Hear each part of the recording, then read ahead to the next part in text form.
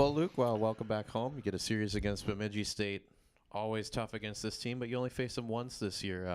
Is it a little bit weird with the scheduling, only having to face the Beavers once in the regular season? Yeah, different.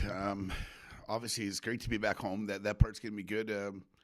The rivalry's been built in for history, and that's probably etched itself in stone. So there's probably no love lost between the two teams, and all of our sports play each other. So it's a long, strong rivalry. Couple weeks here to fine tune things on the ice and practice. Is it nice as a coaching staff to be able to kind of take a deeper dive in a couple of things? It is. You can definitely go down a rabbit hole and get into some things. We had some things we want to clean up. We had some things we wanted to do with our recruits and some things we wanted to do with our current players as well. So I think we got a lot of things accomplished. At the same time, rest was important because I thought we had to tune some things up health-wise before the stretch as well. A couple people on the call here opening up for some questions. Mitch, Don. I'll start real quick. You mentioned stuff on the ice that you had cleaned up. What, compared to where you were at a month, 3 weeks ago, what has been the most notable aspects of what you've cleaned up on the ice?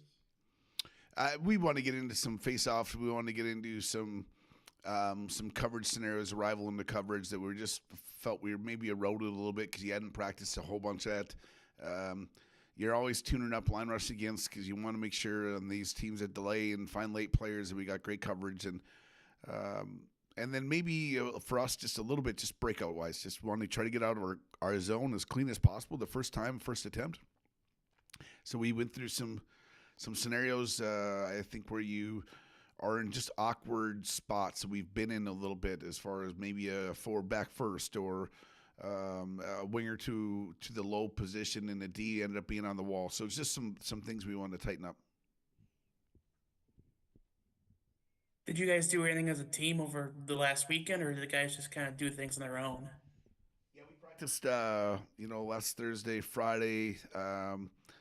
It was probably the one and only Saturday the guys have had off, probably for the whole year, darn near. So I know they had a little team building exercise. They do a little team deal, so that I don't get myself included in. So I know they had enough time to find each other. Yeah, the neat part about this group is they're together. Like they're on each other, they're after each other, they're accountable for each other, and I love their support for one another away from the rink. Is this team kind of the one that's like had the most togetherness that you've had so far here? It's got to be right there. I mean, I think a year ago's group was pretty tight, and this group for me, with the balance of new players that were here. It's unique in the idea that our returning guys, I think, really put the new guys under their arm, and now they're really arm in arm all the way across the board. You wouldn't know who's been here longer from the returning player to the portal player to the freshman. There'd be no way to be able to tell.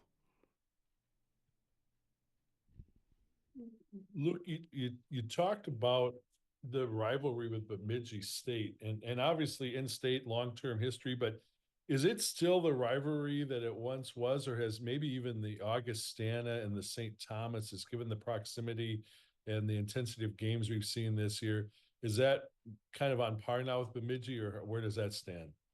No, those are fair teams. I think they're all probably fair game for a good rivalry. You look back before I even got here, what was going on between the green and the purple, and the historic moments of the recall of the goal and the teams coming back to play again. I remember very vividly those guys hosting the McNaught in front of us 2 years ago. So I mean, it sticks in your craw pretty quick. I don't know if we're not a rival to everybody. It feels like we get a lot of teams' best games, and which is welcome. I mean, that's part of us trying to get better and learning from that. But Augustana, proximity, St. Thomas proximity, they're probably a good call. With Bemidji State, that's a team that seems to always have that identity, especially with the head coach there that's been there for so long. But would you say their identity is similar again this year, where they're just really tough to play against? Yeah, Tom's got a group. I mean, they buy in. long-standing coach that's got great non-negotiables. You can see in this team, they play an honest game. They get after it. They definitely are always been a heavy on the forecheck side of things.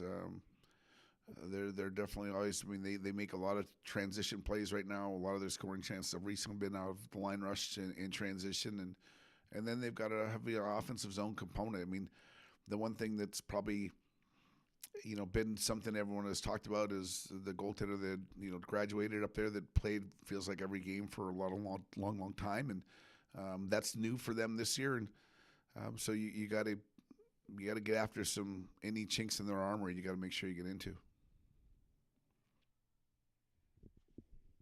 Other questions for Luke? Luke, is there any secret to the sauce the last couple of weeks, the depth of your scoring, getting 4 lines involved at this point of the season for you to be successful the next 3 weekends and into the postseason? That depth, those 4 lines rolling, has to be there. I would totally agree, Don. It's the secret. I kind of think, if anything, the quote-unquote bottom 6 has probably kept us afloat on a lot of occasions. They've been pretty consistent on their scoring. It was a couple of weeks back, the top 6 guys and I had a pretty hard meeting about expectation and standard and holding each other accountable for you can't just want offense. You got to do a lot of things about it, and I just didn't feel we were playing the right way to get that done, and those guys have responded in spades. And the depth of the scoring, though, I think has given our team just that balance, and maybe if you look back, like it feels like you've had a Sammy Morton, you've had a Pitlick, you've had someone that's been like a go-to game changing, and we're doing it more by committee right now. And if you're going to do it that way, then the whole committee's got to show up. All right. Thanks for the time, Luke. You bet. Thank you, Luke. You bet. Thank you.